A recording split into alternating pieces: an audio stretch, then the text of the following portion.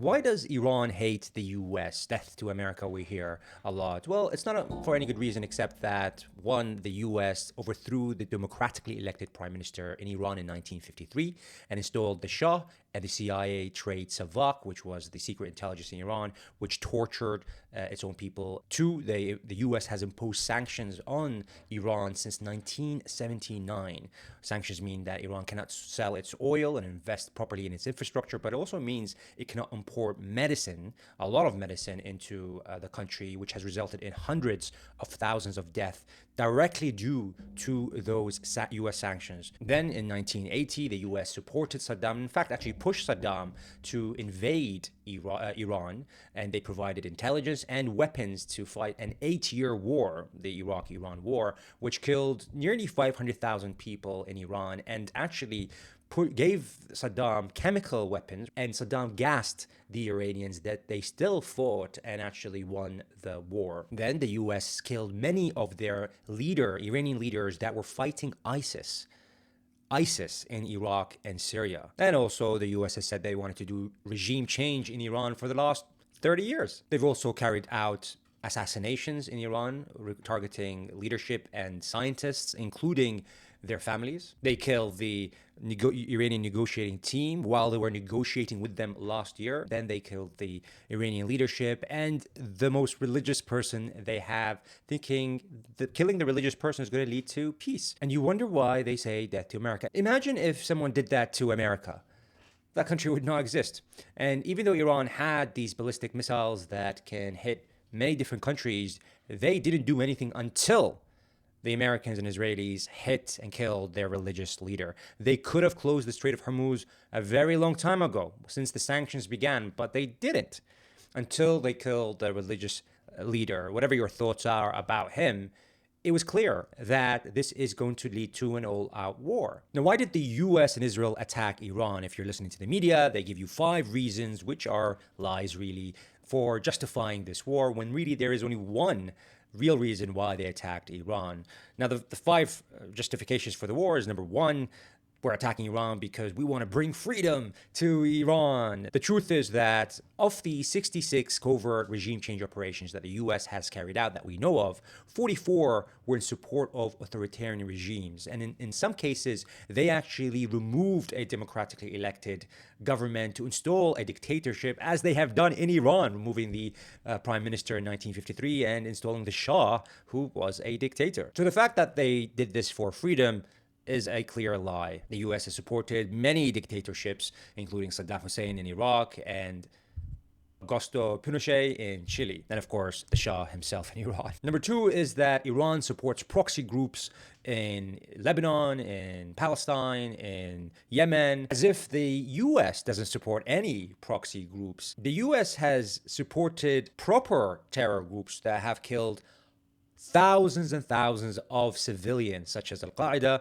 when they supported them in their fight against the Russians, and then supported ISIS in their fight against Bashar al-Assad in Syria, and they are supporting the current president of Syria, who was an in brackets, ex-ISIS member. If your justification for this war is that Iran supports proxy groups around its region, then basically any country can attack the US, because the US has supported proxy groups all across the world.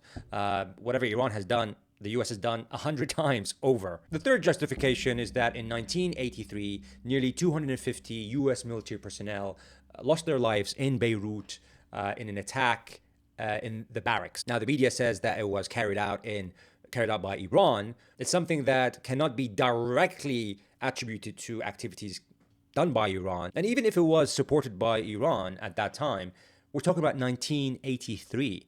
If we can justify any war with an action that was taken 30 years ago, then every war is going to be justified. In fact, wars against the US can be justified by US actions that were carried out 40 years ago, 30 years ago. Hell, Vietnam can now attack the US and say, you attacked us, in the 60s. The fourth reason why they are attacking Iran, their justification is that Iran is building nuclear weapons, even though the US dropped the mother of all bombs last year to destroy their nuclear facilities. And the issue they have is that the US and the Western powers got into a nuclear deal in 2015 where Iran was able to carry out nuclear capabilities, but with limits. And Iran met all the conditions regarding the JCPOA agreement to limit its nuclear capabilities, with inspectors actually on the ground verifying everything until Trump ripped that agreement in 2016. And then Iran decided not to adhere to these strict restrictions because they put extreme sanctions on them. And they removed from the agreement. So there was an actual solution to this that the US, that Trump himself ripped. And the last justification I hear is that Iran resulted in the deaths of many US Americans when they invaded Iraq. Not that the reason why they died was because they invaded Iraq. It's because Iran supported the Iraqis to push the Americans out. As if America wouldn't do the same. You know, if China invaded Mexico, the Americans are going to support the Mexicans to fight the Chinese away. Every country does this. The reason why Americans died in Iraq was because they occupied another country. They invaded another country, not because Iran supported some resistant groups in those regions. Now, the real reason why America wants to destroy Iran is because Iran is a regional power. There are three regional powers in the Middle East. One is Iran, two is Israel, and three is Turkey. And Israel needs to make sure that Iran is not a regional power. And in fact, it has said after we're done with Iran, Turkey is the next Iran. The only thing that's stopping Israel from expanding further and further is Iran. And so Israel needs to make sure that Iran is disintegrated, that there is a civil war in Iran, that Iran can never fight an external fight because it's fighting within itself for resources, for water, and then they want to go after Turkey. The Israelis have said it themselves that Turkey is next after that. And that's the main reason why they are attacking Iran. Now, some people say that they want to destroy all Jews across the world. The reality is that they have thousands and thousands of Jews living in Iran. It's one of the oldest Jewish communities in the world, in Iran. So that kind of falls apart. Now, the problem that the US is facing is that it cannot end the war. As the saying goes, it's very easy to start a war, but it's very hard to end it, because Iran is not going to allow it to just declare victory and leave. Trump has tried many times to do a ceasefire with Iran, and Iran has rejected that many times. And you can tell that from the statements that Trump is saying. Essentially, he's already declared victory. He says there's no more targets to hit. We've hit everything. We've destroyed everything. So why isn't the US just saying, hey, we've won the war. Let's just now exit and stop attacking Iran? Especially given this is a very unpopular war in the US. It's only about 25% of people think it's a good idea. Well, because if America just said, hey, we're going to stop bombing Iran, Iran is still going to continue attacking the US bases in the Middle East. One of its conditions to stop this war is for the US to leave the Middle East, because Iran sees the US bases as a threat to its sovereignty, given that they've used those US bases to attack Iran. So if the US just said, hey, that's it, we're done here, we're going to stop bombing Iran, well, Iran's still going to attack US personnel and US bases until they've moved out of the region. That's number one. Number two, Iran's still going to attack Israel because it knows that Israel wants a civil war in Iran. It wants destruction of Iran. And so it needs to ensure that Israel and the US never ever think of attacking Iran again. You know, this whole we'll stop the war and then restart the war and then we'll stop the war and then restart the war, which is the strategy of Israel and the Americans. Why would Iran accept that? The only reason why it would accept that if it doesn't have any missiles to launch yet or to launch anymore. The reality is the impact of those missiles are increasing every day. 2 days ago, for about more than 12 hours, there were sirens going on in Israel every 19 minutes, which indicates that the capability of Iran is not being diminished. This whole idea that they've destroyed the navy of Iran and they've destroyed the air force of Iran, these are not the strategic assets of Iran. They never were famous for their air force or their navy. The tactics that Iran uses is very different to the US. The US relies on its naval power and air power to cause damage. Now, Iran knows that if it did have a strong navy or air force, that could easily be destroyed by the Americans and the Israelis. So what it focused on is missile capability. It has thousands and thousands of missiles and more, tens of thousands of drones that can cause havoc. Not only are they not being depleted, Iran is producing them as we speak right now. And so there's no way of destroying all of Iran's capabilities. That's when it comes to the air kind of power that Iran projects. It's not through air force, it's through missiles. And you cannot destroy missiles because Iran is a huge country.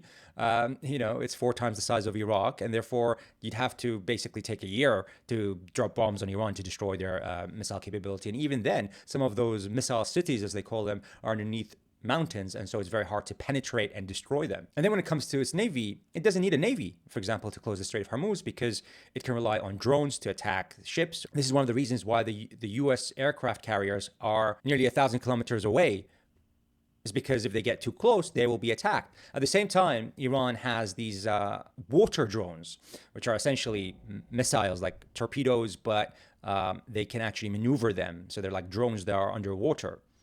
We don't know how many of them they have. And they have these very fast ships, boats. They have hundreds of those boats that can easily go to a tanker and destroy it. On top of that, they have water mines, which they can deploy to cause havoc. This is one of the reasons why no American president has attacked Iran before, is because they know Iran is located at a very strategic point. They can close the Strait of Hormuz, cause havoc across all the world. And they had that power and never used it because they obviously didn't want to use it. They, as hard as it is to believe, they wanted peace with the West.